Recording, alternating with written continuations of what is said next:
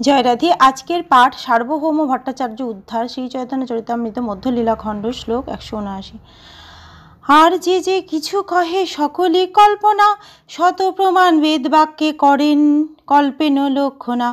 কেউ যদি অন্য কোনোভাবে বৈদিক শাস্ত্র বিশ্লেষণ করতে চেষ্টা করেন তাহলে সেটি তার কল্পনা ছাড়া আর কিছু নয়। বেদ শত প্রমাণ, তার অন্য কোনো অর্থ করা কল্পনা ছাড়া আর কিছু নয়। বদ্ধজীব যখন নির্মল হয় তখন তাকে বলা হয় ভক্ত।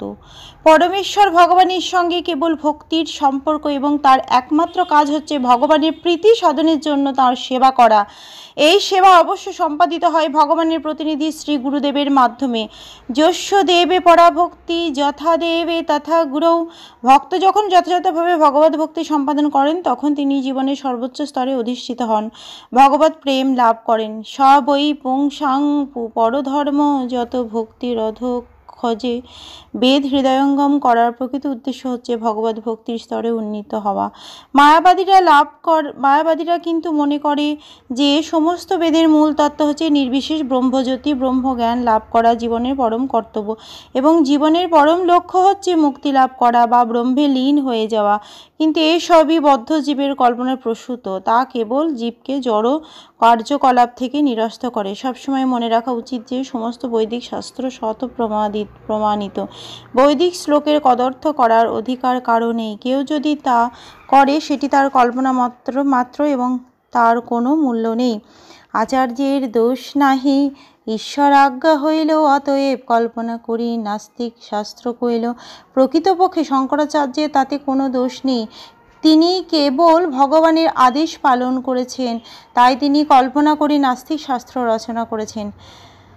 সাগময়ী কল্পিতই স্তঞ্জ জনান মধ্যে মুখান কুরু মাঞ্চ গোপায় যেন সৎ সৃষ্টির সত্তরোত্তরা। দেবাদিদেব মহাদেবকে পরমেশ্বর ভগবান বললেন, তোমার কল্পিত মতবাদের দ্বারা মানুষদের আমার প্রতি বিমুখ করো। মায়াবাদম সচ্ছত্রং প্রচ্ছন্নং বৌদ্ধমুচ্যতে ময়ি বৌ বিহিতং দেবী কলো ব্রাহ্মণ মূর্তিনা। সে পার্বতীকে বললেন, হে দেবী, আমি কলিকালে ব্রাহ্মণ মূর্তি ধারণ করে অসৎ শাস্ত্রের দ্বারা মায়াবাদ রূপ প্রচ্ছন্ন বৌদ্ধ মত স্থাপন করি।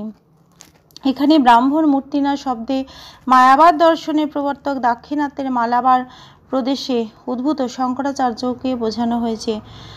মায়াবাদ দর্শনে বলা হয় ঈশ্বর, জীব এবং জগৎ মায়ার বিকার। এই নাস্তিক মতবাদ সমর্থন করার জন্য মায়াবাদীরা বেদ বিচারপরায়ণ এবং শ্রৌত পন্থার বিরোধী শাস্ত্র সমূহের উল্লেখ করে, যা মানুষকে পারমার্থিক জ্ঞান থেকে বঞ্চিত করে সকাম কর্ম এবং মনোধর্ম প্রসূত জ্ঞানের প্রতি আসক্ত করে।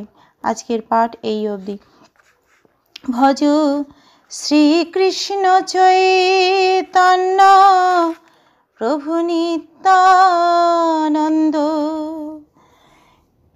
শ্রী অদ্বৈত গদাধর শ্রীবাসাদি গৌর ভক্ত বৃন্দ। হরে কৃষ্ণ কৃষ্ণ কৃষ্ণ হরে হরে, হরে রাম রাম রাম হরে হরে। জয় রাধে জয় রাধে জয় রাধে জয় রাধে। জয় রাধে।